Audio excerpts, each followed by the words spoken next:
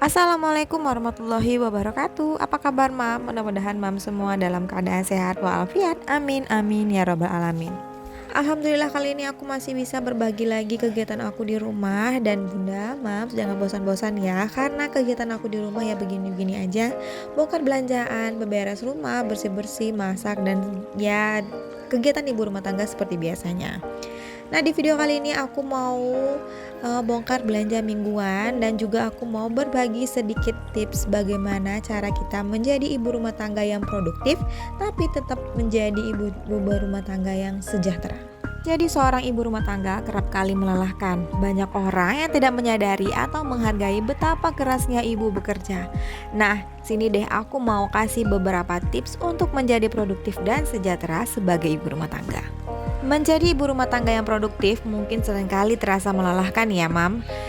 Dengan tumpukan pekerjaan yang harus diselesaikan termasuk mengurus rumah, mengurus anak, berbelanja, memasak, dan menangani beberapa tugas lain setiap hari. Nggak terasa waktu itu cepat berlalu dan ibu seringkali merasa kelelahan. Jadi ibu rumah tangga yang produktif mungkin seringkali terasa melelahkan ya mam. Dengan tumpukan pekerjaan yang selalu harus diselesaikan, termasuk mengurus anak, mengurus rumah, berbelanja, memasak, dan juga menangani beberapa tugas lainnya setiap hari.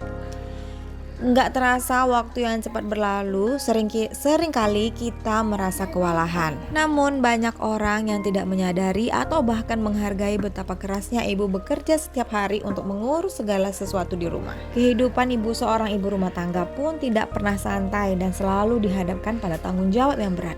Berusaha untuk tidak melewatkan hari dengan sia-sia adalah perjuangan nyata seorang ibu. Ada beberapa tips yang bisa membantu mams dan bunda-bunda untuk menjadi ibu rumah tangga yang produktif, serta bisa membantu menjadi lebih cermat dalam menyelesaikan pekerjaan rumah tangga. Langsung aja kita bahas apa sih tips yang pertama.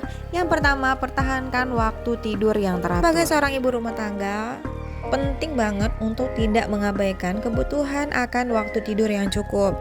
Tetap disiplin ya mam untuk menjaga pola tidur yang sehat dengan menargetkan sekitar 8 jam tidur setiap malam. Sejujurnya untuk aku pribadi menargetkan waktu tidur sekitar 8 jam setiap malam itu lumayan susah ya. Kadang setiap hari itu kita harus ngikutin mood anak untuk tidur. Nah, cara mengatasinya agar mams dan bunda-bunda tetap bisa mengatur waktu tidur, mams dan bunda-bunda juga harus mengatur waktu tidur anak. Usahakan anak lebih cepat 1 jam dari waktu tidur kita. Misalnya nih, kalau misalnya mams dan bunda-bunda itu tidur di jam 9, usahakan anak-anak itu tidur di jam 8 malam. Jadi dengan begitu mams dan bunda-bunda tetap mendapatkan kualitas tidur yang cukup, yaitu sekitar 8 jam semalam. Ini bertujuan agar mams dan bunda-bunda dapat memprioritaskan tidur pada jam-jam yang wajar, agar mams dan bunda-bunda siap untuk bangun setiap pagi dengan segar dan siap menghadapi tugas-tugas sehari-hari. Yang kedua, buatlah to-do list. Nah, ini biasanya agak sering diabaikan, tapi sebenarnya ini manfaatnya tuh berasa banget. Ada baiknya mams dan bunda-bunda itu mencatat semua kegiatan atau janji-janji yang akan kita kerjakan dalam seminggu, atau mungkin mams bisa memperbarui setiap harinya. Misalnya untuk besok malamnya itu mam harus bikin to-do list yang harus mem kerjakan untuk besok harinya. Yang ketiga, atur waktu di setiap kegiatan. Mengatur waktu untuk setiap kegiatan dapat membantu kita untuk menghindari terjebak dalam distraksi seperti media sosial, menonton televisi, atau gangguan lainnya. Ini yang sering terjadi bahkan di diri aku sendiri. Jadi kadang kayak aku ada waktu luang, aku selalu menyempatkan diri untuk scroll media sosial atau sekedar untuk cuci mata di toko oren. Aku selalu lakuin itu ya. Tapi untuk sekarang aku selalu menghindarkan. Ketika sudah waktu jam 9 atau jam 8 aku sudah kayak meninggalkan semua aktivitas. Nah, lain ceritanya nih kalau misalnya aku ada kegiatan besok pagi yang harus pagi-pagi banget, jadi harus dan malamnya harus aku prepare. Nah, itu mungkin aku bisa tidur agak telat, mungkin sekitaran jam 9 atau jam 10. Nah, setelah itu aku harus langsung tidur tanpa ngecek handphone lagi. Ada baiknya menggunakan alarm yang merupakan cara efektif untuk mengingatkan kita bahwa saatnya untuk menyelesaikan berbagai tugas. Dan ini juga sedang aku terapkan ya Mam. Aku tuh selalu kayak mau nonton nih, aku lagi mungkin bukan aku aja ya, apa Mams mudah-mudahan juga mungkin lagi hobi-hobinya nonton drakor. Jadi itu aku selalu targetkan kalau misalnya hari libur mungkin aku bisa nonton sampai bermalam sampai tengah malam. Tapi kalau di hari sekolah atau hari kerja itu biasanya aku targetkan cukup di sampai jam 9 malam aja. Setelah itu aku harus tinggalkan dan aku segera tidur. Tips yang keempat, lakukan olahraga. Mengurus pekerjaan rumah merupakan pekerjaan yang sangat berat. Penting bagi kita untuk tetap memperhatikan kesehatan jasmani dengan cara berolahraga secara teratur.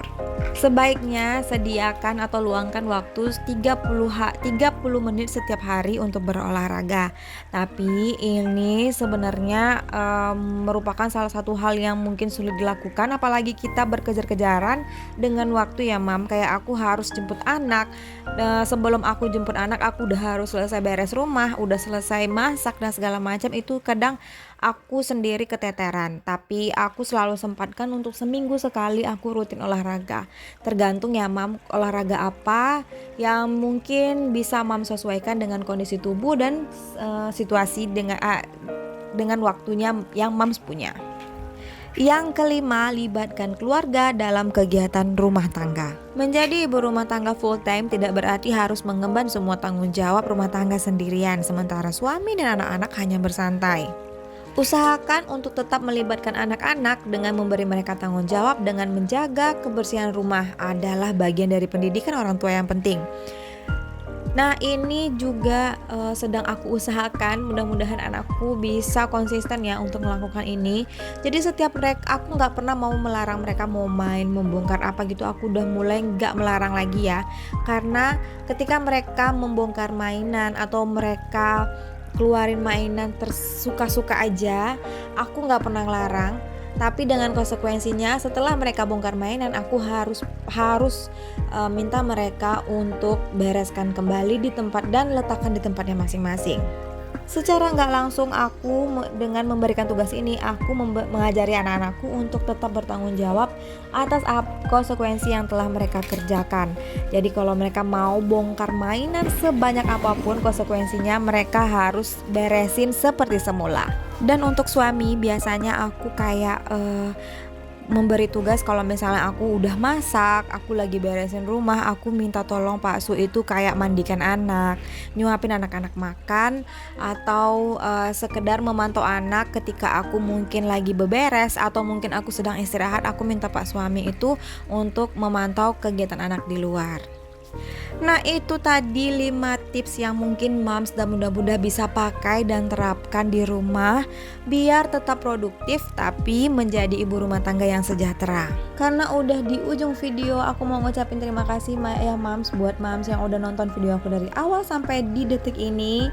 Dukung terus channel aku dengan cara like, comment, share, dan subscribe-nya serta tekan tombol lonceng biar dapat notifikasi waktu aku update video.